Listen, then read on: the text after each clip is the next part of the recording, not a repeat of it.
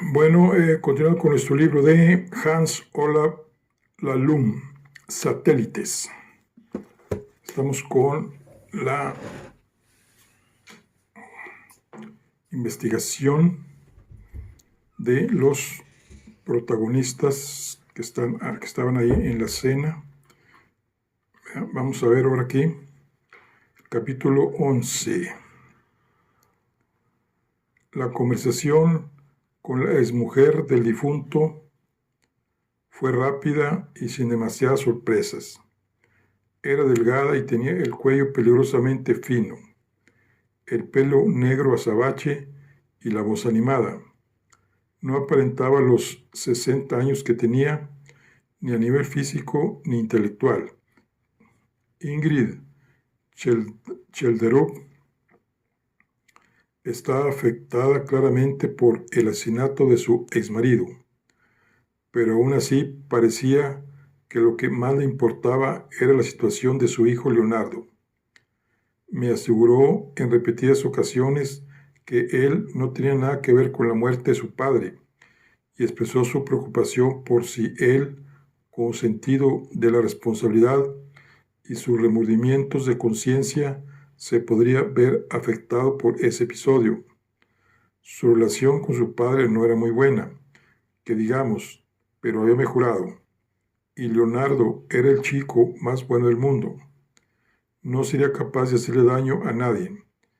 Resultaba del todo incomprensible que su padre le hubiera pedido precisamente a él que probara la comida y que después lo hubiera señalado. La única explicación que encontraba es que Magdaleno Shelderup ya no fuera quien una vez fue, aunque eso también podría resultar extraño a quienes lo conocían. Durante unos minutos la conversación giró en torno a ese tema y ahí se estancó. Entonces ella se puso recta en la silla y alzó la voz. Discúlpeme si me repito y hablo demasiado sobre mi hijo. Por desgracia, es fácil que esto le suceda a una mujer divorciada, que solo ha tenido un hijo, y aunque hayan pasado muchos años del divorcio, la muerte de Magdaleno me ha afectado mucho. Enseguida sentí que se estaba mostrando más cercana y le hice ver que comprendía su situación.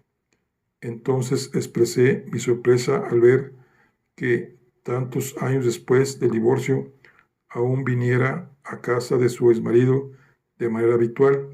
Se encogió de hombros compungida. Así estaban las cosas y así soy yo, por desgracia. Aún soy la mujer de Magdalón Shelderup, aunque él me echara de casa hace 20 años y ahora esté muerto.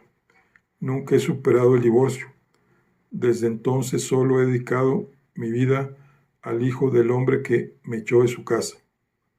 Empezaba a entender cómo estaban las cosas y decidí arriesgarme un poco. Entonces, nunca ha superado el divorcio y tampoco ha perdido la esperanza de que un día él le rogara que volviera a su lado, ¿verdad? Asintió con la cabeza muy seria. Es terrible, pero es cierto. Pasaron inviernos y primaveras, año tras año, y no ocurría nada, pero aún así no podía perder la esperanza. Seguí viviendo en Gelarsen, a escasos minutos de aquí. En parte era para poder ver a mi hijo lo más a menudo posible, pero sobre todo para poder venir cuanto antes si él me lo pedía. Durante 10 años, cada vez que sonaba el teléfono, decía que fuera Magdaleno quien llamaba. Cada vez que me invitaba a venir, me teñía el pelo, me pintaba y acudía arreglada y puntual. Y cada vez que Magdaleno me pedía que hiciera algo, le decía que sí y le dedicaba mi mejor sonrisa. De alguna extraña manera, pensaba que si hacía lo que él quería y acudía siempre que me invitara, un día me pediría que me quedara. Así que año tras año mantuve la esperanza de que un día la echaría a ella para que volviera yo. igual que ese 12 de abril de 1949 me echó a mí para que llegara ella, pero ni Dios ni la vida fueron tan justos. Debatir sobre la justicia divina escapaba a mis competencias, así que añadí que tenía que ser raro para ella ponerse a hacer la comida con Sandra Chelderup. Es una buena cocinera, eso lo tengo que reconocer, pero aún así fue una situación bastante extraña e incómoda. Fue idea de Magdaleno y ninguna nos atrevimos a preguntarle de dónde la había sacado, así que nos limitamos a hacer la comida lo mejor que supimos y hablar lo menos posible mientras. Le garantizo que no había frutos secos en polvo ni nada venenoso en la comida cuando salió de la cocina. Ninguna de las dos le quitó el ojo de encima a la otra en todo el proceso. No lo dudaba, pero le señalé que ella misma le había usurpado el puesto a una mujer mayor que ella en Chelledrup Hall. Exhaló un suspiro. Eso fue distinto. Magdaleno y yo éramos felices hasta el día que apareció ella como la serpiente en el paraíso. Su primera mujer era infeliz aquí, aunque tal vez ella no se lo reconociera a sí misma y nunca se debería haber casado. Pero no fue divertido entonces, ni lo es ahora. Su vida fue aún más trágica que la mía. No hay mujer que haya tenido un hijo con Magdaleno Chelstrup que no se haya visto afectada de por vida. Y al parecer no hay nadie a quien hayan echado de Stepterup Halls que no desee regresar. Es extraño el poder que ejerce sobre nosotras. En ese sentido, era todo un hechicero. A Ingrid Chelderup se iluminó el rostro de forma inesperada cuando le pregunté si sabía que Magdaleno Chelderup tenía una nueva amante. La analfabeta de la secretaria preguntó con una expresión casi socarrón en el rostro. Le lancé una mirada inquisitiva. Ella se sonrojó un poco y carraspeó antes de continuar. Magdalena me preguntó en una ocasión si la analfabeta de la secretaria había venido a vivir aquí y enseguida entendí a qué se refería. Seguro que la secretaria escribe mejor que la media de su familia, pero aún está muy por debajo de la media de la nuestra. Así que creí que tal vez lo que quería de ella era otra cosa, y he de reconocer que esperaba que así fuera. Sería una broma del destino, y si haría justicia si a Sandra la tirasen a la basura y la sustituyeran por una secretaria más guapa y más joven. Una vez él me dijo con picardía que creía que un matrimonio se echaba a perder cuando la media de edad superaba los 50 años. Su nuevo matrimonio ya había superado con creces esa media. Me sonrió al decirlo, pero solo con los labios. Era una sonrisa amarga a la que no acompañó a los ojos. Ingrid Chelstrup, que es la ex mujer, también negó conocer el contenido del testamento del difunto. Tras el divorcio, había recibido menos compensación económica de lo que esperaba, pero lo suficiente para vivir despreocupada, y más aún cuando recibió también la herencia de sus padres. La hermana, Magdalena, a menudo también solía ir de visita a la casa cuando Ingrid Chelderup vivía en ella. Aún así, le daba la impresión de que la relación entre hermanos era más formal que cariñosa.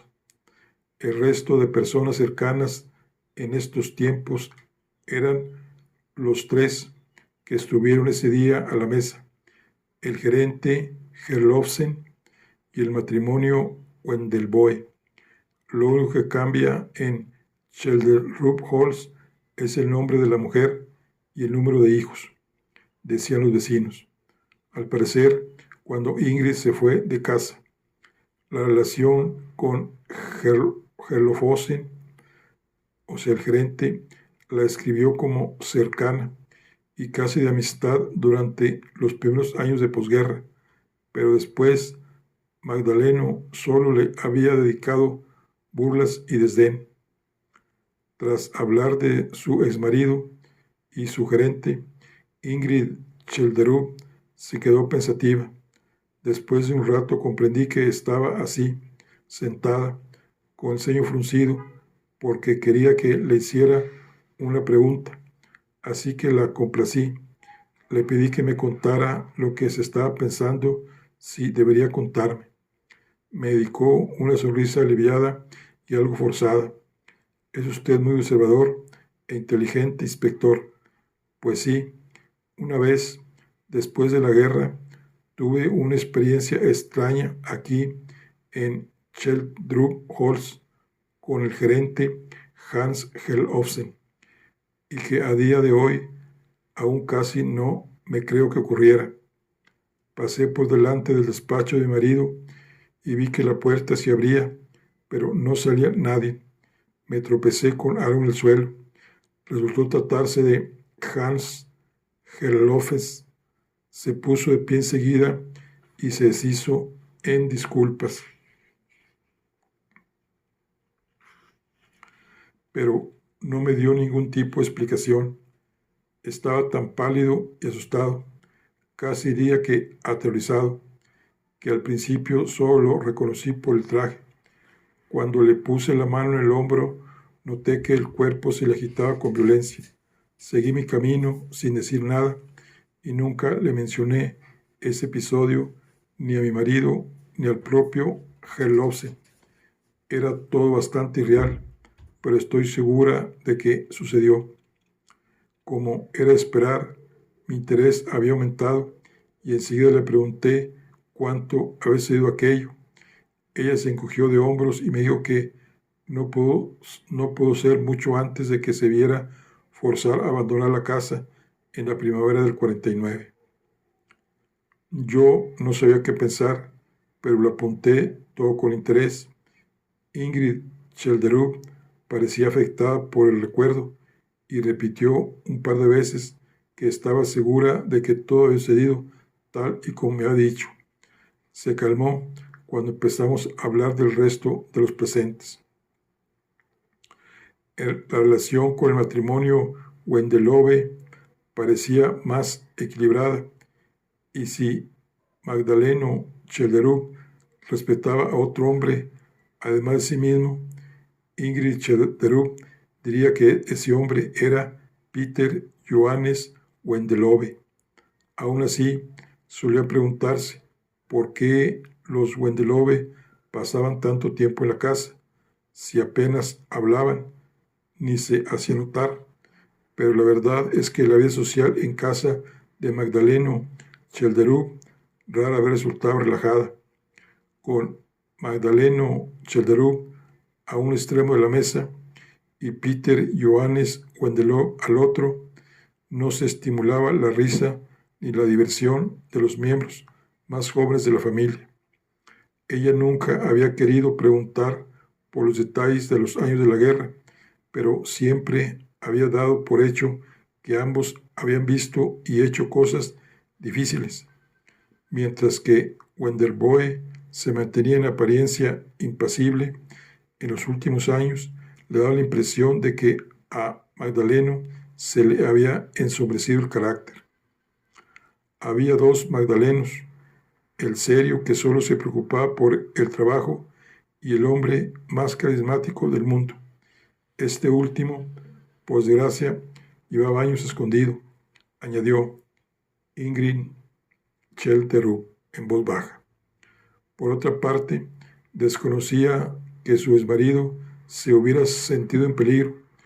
Cuando le pregunté quién creía que había matado a Magdaleno Chelderú, Ingrid Chelderú se quedó seria y pensativa. Si como usted dice, tenía una relación con la secretaria, Su esposa tendría motivos, tanto por celos como por dinero, pero esto es solo un deseo que tengo, no algo que sepa. Yo puedo poner la mano en el fuego por mí y por mi hijo. Del resto, sospecho de todos y de ninguno por igual. Empezaba a darme cuenta de que la investigación sería larga y difícil, pero por el momento no tenía más preguntas que hacerle a Ingrid Chelderou. Ella también me pidió permiso para marcharse y se lo concedí cuando me dio su número telefónico y me prometió que no se iría de la ciudad.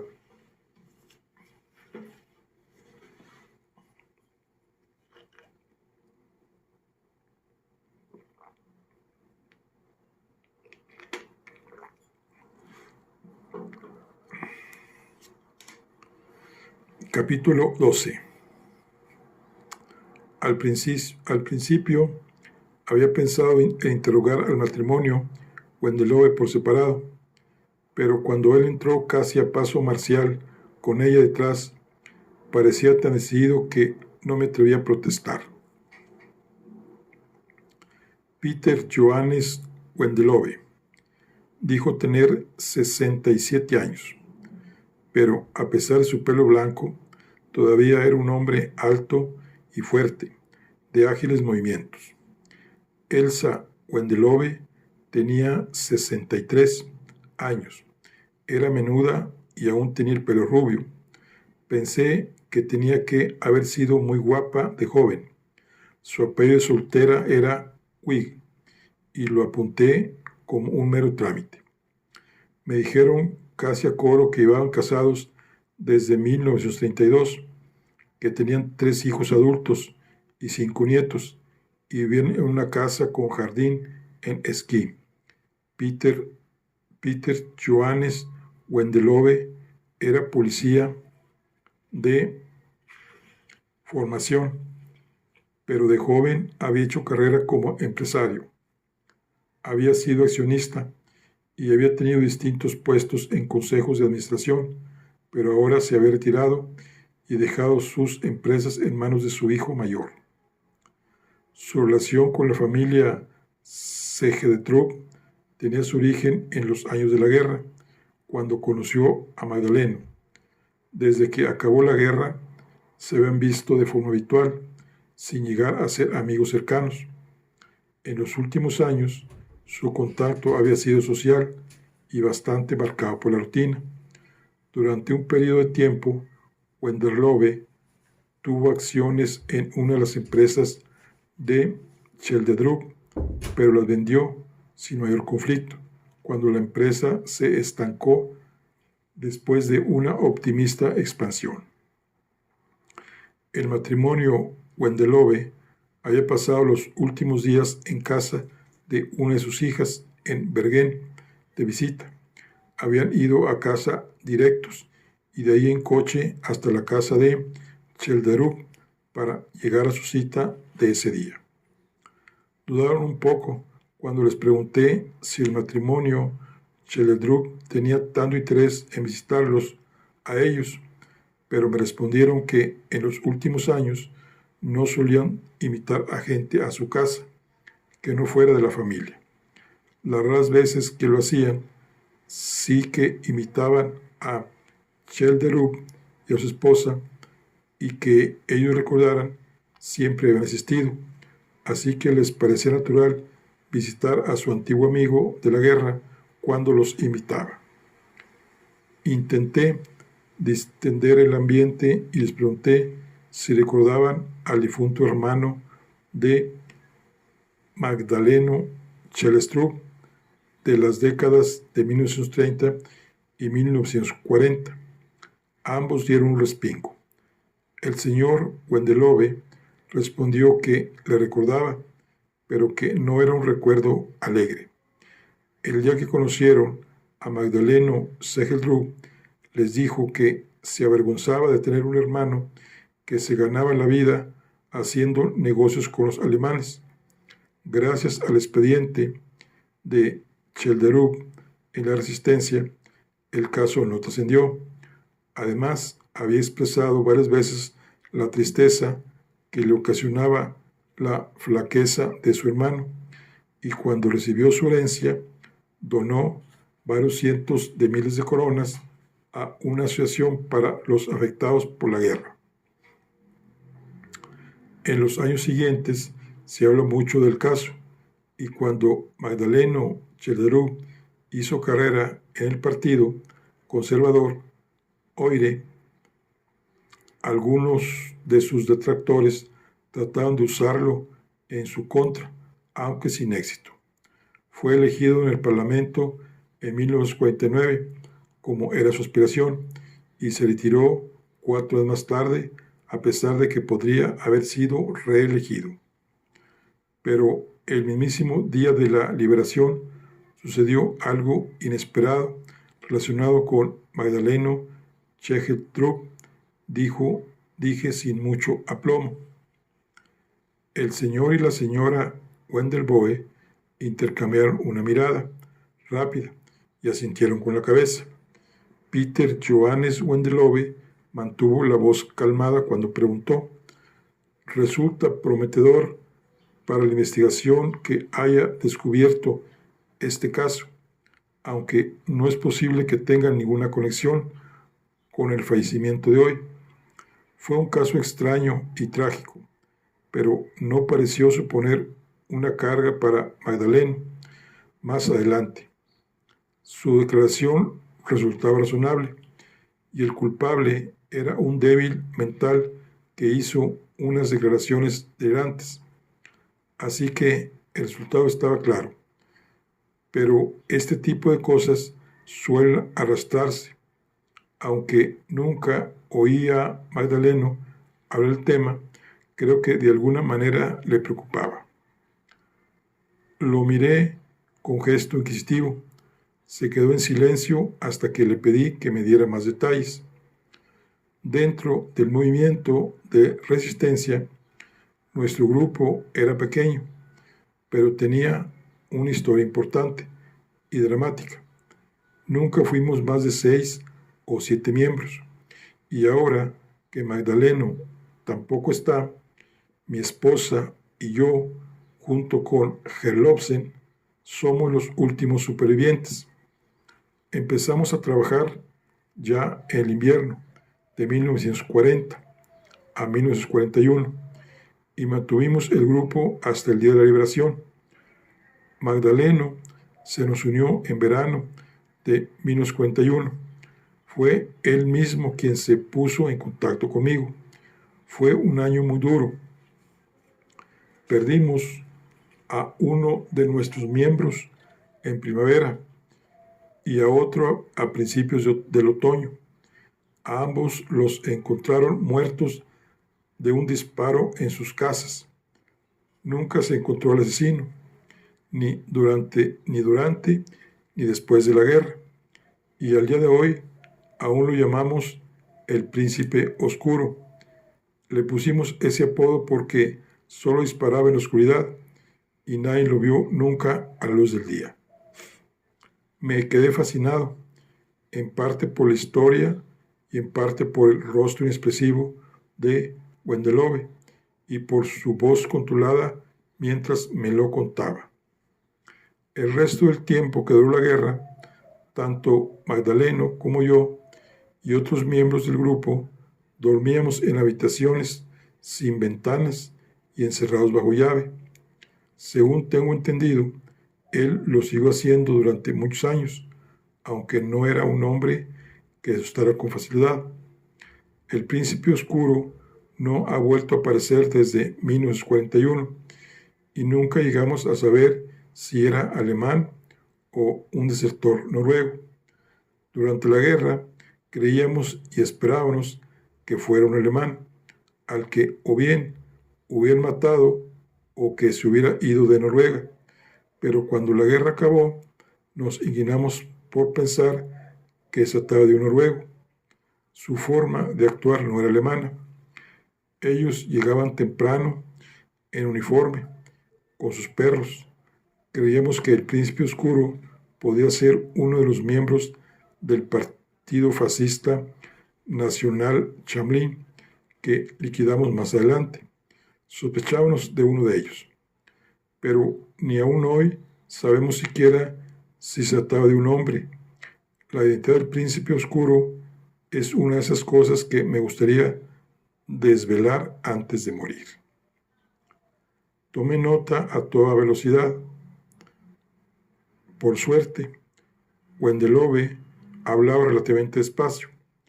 Habíamos establecido una comunicación de 2 direcciones, con preguntas cortas por mi parte y respuestas largas por la suya. Me di cuenta de que su mujer asentía desde un lado del sofá. Así que este grupo de la resistencia también llevaba a cabo liquidaciones. Wendelove asintió, decidido con la cabeza, y parecía aún más serio cuando prosiguió. El país estaba en guerra y nadie podía prever lo que sucedería. Hicimos lo que teníamos que hacer cuando pudimos, aunque al enemigo le costara la vida y a nosotros la tranquilidad y el sueño durante años. Pero estamos hablando de un total de 5 hombres a lo largo de 4 años, y en ninguno de los casos cabía duda de su maldad y su culpa. Los 5 nombres me los llevaré conmigo a la tumba, y también el conocimiento de que todos tenían, de forma directa o indirecta, el peso de las vidas de varios buenos noruegos en la conciencia, y que, de no haberlo hecho nosotros durante la guerra, los habrían fusilado el Estado noruego después. Peter Johannes Wendelove se inclinó hacia adelante, en la silla, de manera que su rostro de águila real se acercó peligrosamente al mío. No era difícil entender que su presencia alterase el ambiente de las cenas sociales, o porque era un hombre que se merecía el respeto de Magdaleno Kjellstrup. No tenía ningún interés en preguntarle a Wendelove si de verdad se había ejecutado a esas 5 personas después de la guerra. Tiene la sensación de que no estaba del todo satisfecho con los juicios por traición. Los nombres no vienen al caso ahora mismo, pero si no me equivoco, tanto usted como Magdaleno Kjellstrup participaron en operaciones de liquidación hacia el final de la guerra, ¿no es cierto? Asintió con la cabeza. Sí, ambos tuvimos que cargar con la culpa después. Mi mujer no tuvo nada que ver con ese tipo de operaciones, pero el resto de los hombres del grupo participó en una o varias de ellas. Hasta el joven Hans Herlofsen estuvo presente en una pocos meses antes de la liberación. Tomé nota de nuevo con entusiasmo. Estaba claro que Hans Herlofsen tenía un pasado algo más dramático de lo que daba a entender su aspecto jovial. ¿Tiene ese algo que ver con el episodio del día de la liberación? Wendelove negó decidido con la cabeza. De ninguna manera. Eso fue completamente distinto y nos resultó mucho más trágico que cualquier otra cosa que hubiéramos vivido en la guerra. Durante un instante se hizo el silencio en la sala. Entonces se oyó una especie de sollozo que pensé que tenía que provenir de la señora Wendelove. Su marido la miró expectante un par de veces, pero retomó la palabra al ver que ella no tenía la intención de decir nada. Entre 1944 y 1945, nuestro grupo tenía 3 cabecillas: Magdaleno Kjellstrup, Ole Christian Wiig y un servidor. Ole Christian Wiig era el más joven de los 3, pero también el más político y el más capaz. Durante la guerra hablamos de vez en cuando de eso y estábamos de acuerdo en que si sobrevivía al conflicto tendría el mundo a sus pies. Ahora que Echo la vista atrás, lo veo más claro todavía. Al contrario que Magdaleno y yo, comprendía perfectamente el espíritu político de los tiempos. Tenía experiencia en la sección de juventudes del Partido Laborista y era el tipo de joven al que reclutaban para puestos importantes después de la guerra. Me di cuenta de que la señora Wendelove se había echado a llorar. Lloraba en silencio, pero su llanto era intenso. Segundos más tarde, las lágrimas le caían a borbotones, y por molesto que me resultara, fue su marido quien me contó por qué. Ole Christian Wig era el hermano pequeño de mi mujer, así que nos conocíamos bastante desde antes de la guerra. Dirigí la mirada hacia la señora Wendelove, que estaba inmóvil como una estatua en su asiento. Murmuré mis condolencias y le pregunté si tenían más hermanos. Me arrepentí enseguida. Le brillaban los ojos. Su tranquilidad en medio del duelo me resultaba impresionante. Se mantuvo estoica un segundo y cuando por fin habló, su voz sonaba clara. No, nos criamos solos. Era tan bueno y tan listo que no me importaba estar a su sombra. Ole Christian no formó una familia, pero fue el mejor tío del mundo para mis hijos. Durante los 5 años que duró la guerra, no temí ni un momento por mi vida, pero viví con el temor constante de que pudiera pasarle algo a mi marido, a mis hijos y a mi hermano pequeño. Se quedó en silencio. Tanto su marido como yo esperamos pacientes a que se recompusiera. Recuerdo el inmenso alivio que sentí el 8 de mayo de 1945. Ole Christian vivía pared con nosotros en Sky y tenía la llave de casa. Fue él quien nos dio la noticia esa mañana. Llegó corriendo, radiante de felicidad, por el jardín y nos despertó para decirnos que los alemanes habían capitulado y que todo lo malo ya había pasado. Recuerdo que esa mañana pensé que el sol nunca había brillado tanto en Noruega. Ole Christian se fue de nuestra casa unas horas y entonces la luz desapareció de repente para mí y ya no regresó nunca más del todo. Siento como si desde entonces viviera en penumbra, incluso en los días más claros de verano.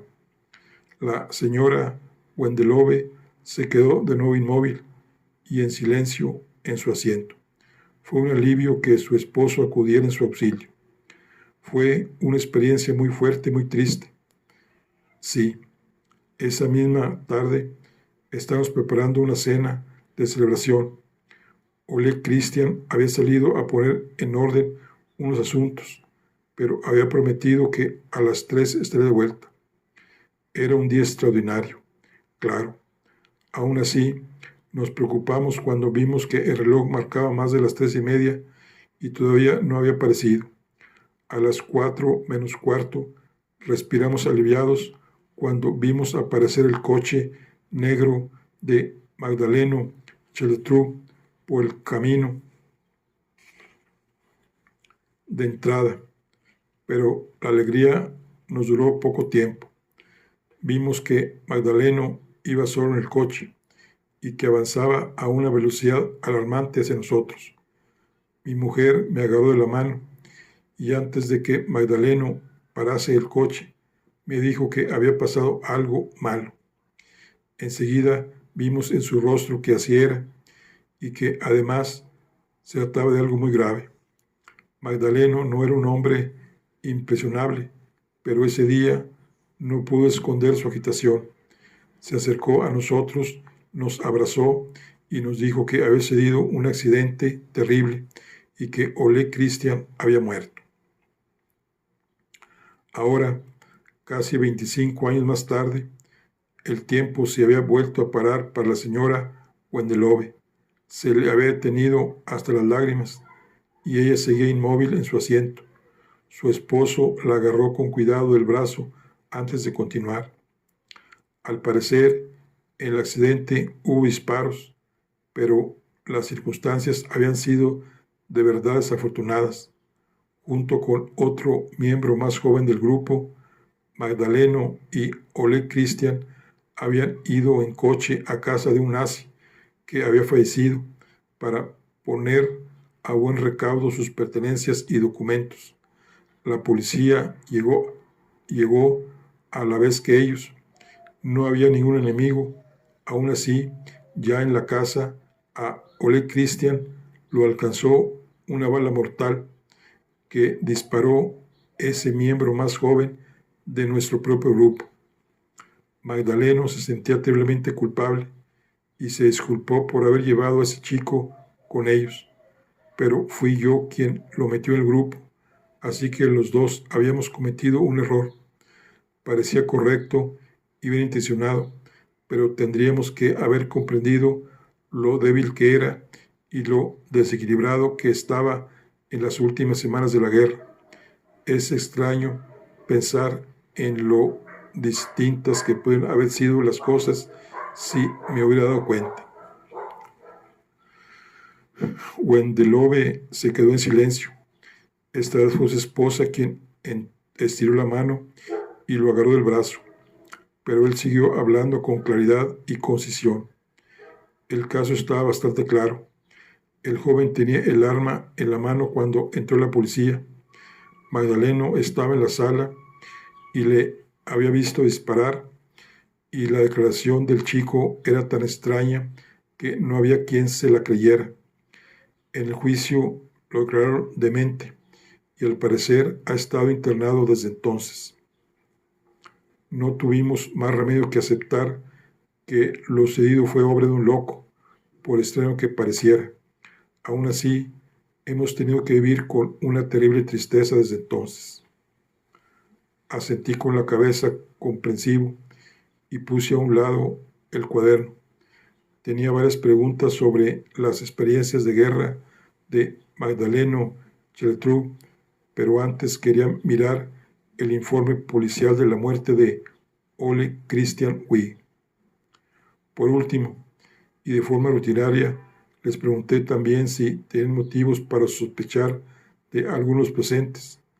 Los dos no lo pensaron un poco y dijeron que Magdaleno Cheltrub tenía una personalidad fuerte y complicada que podía despertar antipatías entre quienes lo rodeaban, pero que las circunstancias situaban a su hijo menor en una situación delicada.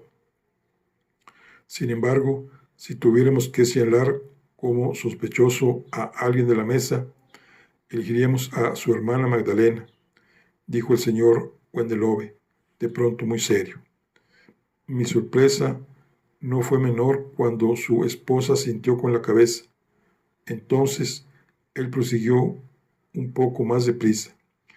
Entendemos que pueda sonar raro. Últimamente parece de fiar, pero en primer lugar, debería pedirle que le contara la historia de cuánto rompió su compromiso y en segundo lugar, debería preguntarle a qué se dedicaba durante la guerra, mientras su hermano arriesgaba la vida en la resistencia.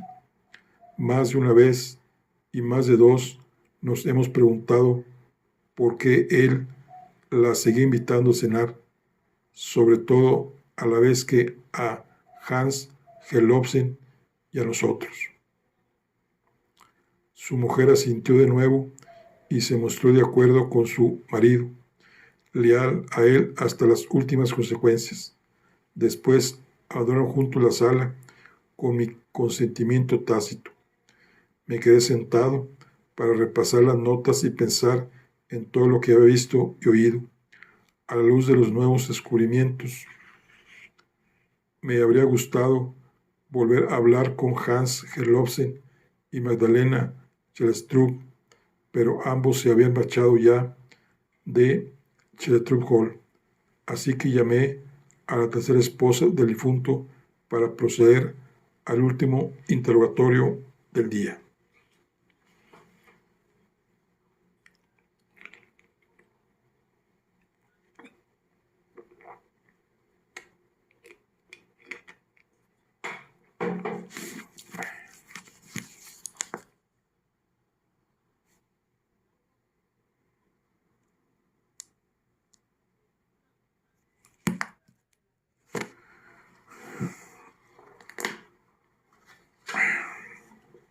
Capítulo 13.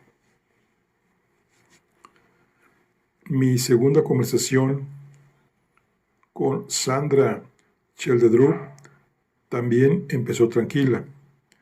Me preguntó por el contenido del testamento casi antes de entrar por la puerta.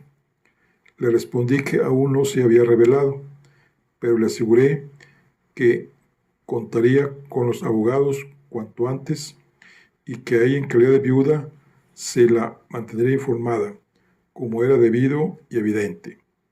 Me dio las gracias y me dijo que los abogados eran Ronin.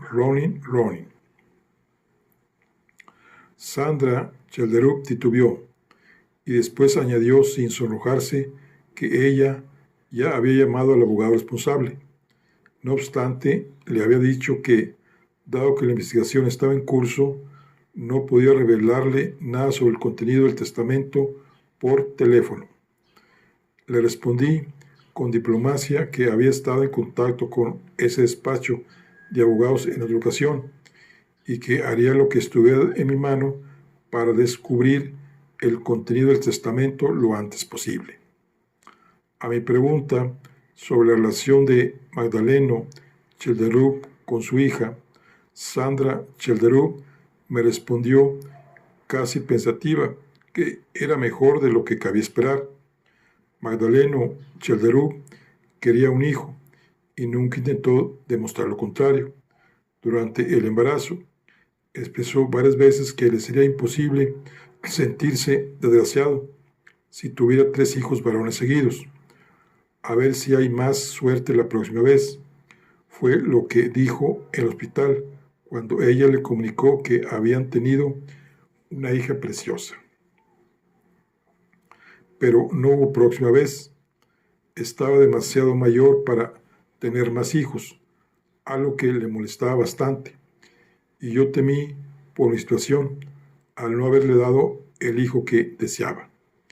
Pero su relación con María Irene fue inesperadamente buena. A sus hijos les pegaba, pero a ella nunca le puso la mano encima. En los últimos años dijo varias veces que era la que más se parecía a él. En un par de ocasiones añadió que se debía a que de sus esposas yo era la que más se parecía a él, y cada vez reconocía con mayor frecuencia que éramos sus personas más allegadas. Solo espero que estuviera lo suficientemente convencido para reflejarlo en el testamento. Tomé aire y le pregunté si sabía que en los últimos 2 años su esposo había tenido un amante más joven. Su reacción fue mucho más relajada de lo que me habría imaginado. Se le nubló el gesto, pero por lo demás mantuvo un control extraordinario del rostro y el cuerpo. Hice como si no lo supiera, tanto de cara a él como ante mi hija, pero claro que sabía lo que estaba pasando. Además, tampoco es que él se esforzara demasiado en ocultarlo. Habría que ser muy cándida para no darse cuenta, sobre todo cuando él le propuso que se viniera a ver aquí y ella aceptó. Al principio fue terrible y los primeros 6 meses estaba preparada para que me echara de casa. Sin embargo, pronto me di cuenta de que esto no era una nueva relación amorosa, sino el último arrebato físico de un hombre aún vital que iba camino a la vejez. Nada indicaba que tuviera planes de divorciarse por tercera vez. Si a esas alturas de la vida se hubiera casado en cuartas nupcias con una niña sin estudios que podía ser su nieta, lo habría tenido muy difícil. Ya tuvo suficiente con abandonar a su anterior esposa para casarse conmigo, por lo que en los últimos años se había vuelto más prudente. Total, que ella no me gustaba nada y tampoco me gustaba tenerla tan cerca, aunque cada vez la percibía menos como una amenaza. Pero ahora se acabó. Mañana la pongo de patitas en la calle. No pude evitar decir la verdad. que está embarazada. Esta vez la reacción fue violenta. Sandra Chellerup saltó de la silla, dio un puñetazo en la mesa y exclamó: «Imposible, no puede ser hijo suyo». A la pregunta de si algún médico había mostrado que Magdaleno Chellerup no podría tener hijos, me respondió insegura, negando con la cabeza, y se puso roja como un tomate. Me di cuenta de que me estaba afectando la tensión que se respiraba en Skedrup Hall. Comprendí que la noticia era un duro golpe para Sandra Chellerup como esposa y como mujer, pero no conseguí sentir compasión por ella. «Encima de esto», dijo con un suspiro, «y un niño que aún no ha nacido tiene los mismos derechos sobre herencia que el resto de los hijos, ¿no?», se apresuró a añadir. Se lo confirmé, pero añadí que en general, en estos casos, como era evidente, podría ser difícil probar que él era el padre. Y en este caso en particular también lo será, claro, a menos que haya reconocido su paternidad por escrito. «No», asentí con la cabeza. «Entonces, el testamento de Magdaleno es más importante que nunca, tanto para la investigación como para mi vida». Le dije que así era y le repetí que, con algo de suerte, conoceríamos el contenido del testamento en las siguientes 24 horas. Como si tuviéramos un acuerdo tácito, nos pusimos de pie al mismo tiempo. Ya en la puerta, Sandra Chellerup apuntó que estaba segura de que varios de los presentes me habían contado cosas negativas de ella. Me pidió que recordara que a menudo existen dos versiones de las cosas y que ella tampoco lo había tenido fácil. Era de pueblo y había llegado a donde estaba de su origen humilde a fuerza de trabajar desde muy joven. Casarse con Magdaleno Chellerup con 18 años no fue fácil, como tampoco lo fue que se le aceptara como su tercera esposa. No me cuestioné ni por un momento la veracidad de esta confesión, pero aún así no abandoné la sala hasta un buen rato después de que la puerta se hubiera cerrado tras de ella.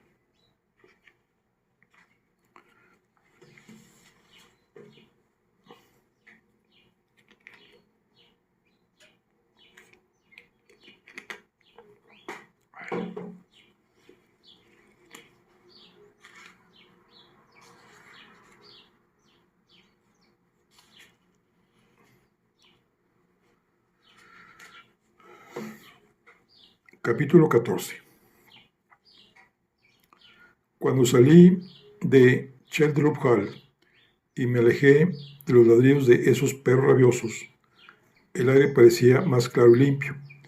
La situación, por otra parte, seguía siendo confusa. La siguiente pregunta era si mi primera llamada telefónica sería a Patricia o al despacho de abogados Ronin. Cuando llegué por fin a la casa, a las 7 de la tarde, seguí mis instintos y llamé a Patricia. Respondió al segundo tono. Para mi alivio, su voz sonaba igual que el año anterior. Pareció alegrarse al momento, en cuanto vio que era yo quien llamaba, y además con la investigación de un asesinato. Me escuchó atenta y en silencio durante la media hora que duró la explicación del caso. «¿Conclusiones?», le pregunté con optimismo. «Que todavía no sé quién asesinó a Magdaleno Chellerup. Aún hay demasiadas teorías alternativas que podría funcionar. Pero te ayudaré con gusto a descubrirlo. El año pasado nos fue bien y teníamos 7 posibles asesinos en un mismo edificio. Así que veamos si este año podemos ampliar el repertorio a 10 posibles asesinos en una mansión». Para mi alivio, Patricia parecía optimista y dispuesta, y enseguida prosiguió. «Hay varias cosas extrañas e importantes que me gustaría debatir contigo mañana. Seguramente ya le habrás dado vueltas a la más rara e importante de todas. ¿Has encontrado alguna explicación sobre cómo demonios estaba tan seguro Magdaleno Cheldru de que su vida no corría peligro hasta el martes por la tarde para ser más exactos? Le dije que había pensado en ello, pero que no había encontrado ninguna explicación satisfactoria. Lo último era más cierto que lo primero. La voz de Patricia se volvió más alegre. Aunque no la tuviera delante, casi podía imaginarme su sonrisa. Hay varias explicaciones posibles, pero ¿qué es predecible que ocurra en algún momento los martes por la mañana y que tenga importancia en este contexto? Una pista. Sucede siempre a excepción de los festivos. Me concentré muchísimo, pero después de una larga pausa tuve que declararme incapaz de resolver ese acertijo, a pesar de la pista. Pude oír el triunfo de Patricia en su voz, incluso a través del teléfono. La respuesta correcta es que el martes por la mañana llega el correo que se ha enviado el lunes. Imaginémonos que Magdaleno Cheldru tuviera un mensaje importante, por ejemplo, sobre su testamento o sobre el futuro de la empresa, y no tuviera que temer por su vida hasta que se lo hubiera hecho saber a la persona adecuada. Si hubiera previsto mandarle el mensaje a su destinatario el lunes, no tenía por qué temer por su integridad, al menos hasta el martes por la tarde. No parece del todo descabellado, sobre todo si pensamos que el mensaje que en un principio quería transmitirles a los invitados en la cena del domingo tenía que ver con la herencia, aunque al final decidiera esperar a hablar contigo antes de enviarlo por correo el lunes. La primera gran pregunta es, ¿qué tenía pensado escribir? La segunda, ¿a quién tenía pensado enviárselo? Y la tercera, si realmente llegó a escribir esa carta. Y la cuarta, ¿dónde la guardó? ¿Me sigues? Pronuncié un sí que se parecía más aún a duras penas. Fenomenal. Mañana mira a ver si encuentras una o varias cartas sin enviar en el despacho o en su dormitorio. Y si es necesario, pregúntale a su mujer, a la secretaria y al gerente. Escucha qué más tienen que decir en su defensa Hans Herlofsen y Magdalena Cheldru. Tráete también todo lo que te resulte de interés de los archivos de los años de la guerra, sobre el príncipe oscuro y las circunstancias que rodearon la muerte de Ole Christian Wigg el día de la liberación en 1945. ¿Qué tal te viene una cena poco romántica, pero sin duda muy interesante, en mi casa mañana a las 5:30? Le respondí que a menos que surgiera algún imprevisto al día siguiente, me venía bien. Me dio las gracias muy educadamente y añadió, con menos educación, que debía llamar de inmediato a Ronin, para que me aclararan el misterio del testamento de Magdaleno Cheldru, que esperaba que fuera más manejable. Capté la indirecta y colgué. Antes de buscar el número de Edward Ronin Jr. en la guía telefónica, necesité unos minutos para recomponerme. Con una mezcla de terror y placer, constaté que, aunque aún me costaba seguir el ritmo de los razonamientos de Patricia, la investigación podría avanzar bastante antes de nuestro primer encuentro.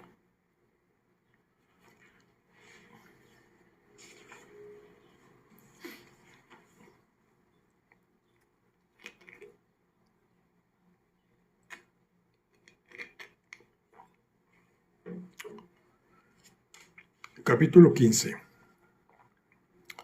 Tras un par de intentos fallidos, alrededor de las 10 conseguí que el abogado Edward Ronin Jr. descolgara el teléfono de su casa. Me informó de que el difunto había expresado el deseo de que el testamento se leyera en Cheldru Hall ante una serie de personas cuyos nombres había dejado por escrito. A diferencia de Harald Olest, Cheldru no había elegido un momento concreto para la lectura. Le sugerí que la programara para el día siguiente, por la tarde, pero le pedí que como encargado de la investigación me relevara los puntos más importantes del testamento. El más joven de los Ronin me señaló que para ello hacía falta estar en disposición de un permiso judicial, pero añadió que no tenía nada en contra siempre que el testamento se leyera de acuerdo con los deseos del difunto. Sin embargo, había un problema técnico. El testamento estaba en su despacho, que permanecía cerrado los fines de semana. El acuerdo práctico y ético al que llegamos fue que Ronin me llamaría en cuanto llegara a la oficina a las 8:30 del día siguiente y me informaría del contenido del testamento por teléfono. Después les comunicaría a las personas de la lista por telegramas y por teléfono que la lectura del testamento tendría lugar en casa del difunto a las 3 de la tarde. Le aseguré que sería fácil de conseguir, dado que se les había pedido que no se fueran lejos y ninguno tenía otros planes para el día siguiente. Me pareció que ambos nos sentimos aliviados cuando acabó la conversación y no vi ningún motivo para crearme más problemas que los que ya tenía con esta investigación. Nos dimos las gracias y colgamos a la vez. Solo entonces me di cuenta de que me faltaba por hacer una llamada muy importante al comandante. De repente temí que pudiera quitarme el caso antes siquiera de haberlo abierto.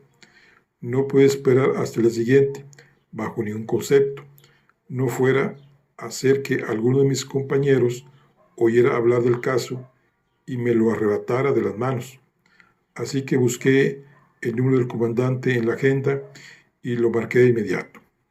Por suerte, todavía no se había ido a la cama y además estaba en mejor de sus 2 estados de ánimo. Me escuchó paciente durante los 10 minutos que duró mi relato de los hechos y también durante los 2 minutos que tardé en recordarle mi éxito como responsable de la investigación del caso más comentado del año anterior. Entonces, para mi alegría, me interrumpió para pedirme que me ocupara el caso, al menos de momento. Luego añadió que podrían producirse cambios si pasaban los días y no había progresos en la investigación, y que esperaba que le hiciera un informe diario de los avances.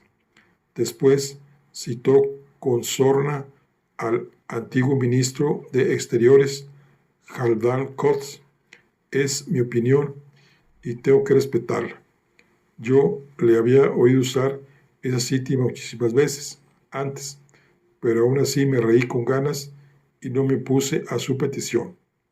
Me acosté a eso de las 10, pues sabía que la mañana del lunes podría ser larga y cansada, pero me quedé desvelado hasta cerca de medianoche, sin encontrar una solución al misterio de Magdaleno Sheldrup. Aún no era capaz de señalar a ninguno de los invitados como presunto asesino. Bueno, aquí concluimos lo que es el día número 2. Nos vemos en la siguiente. Hasta luego.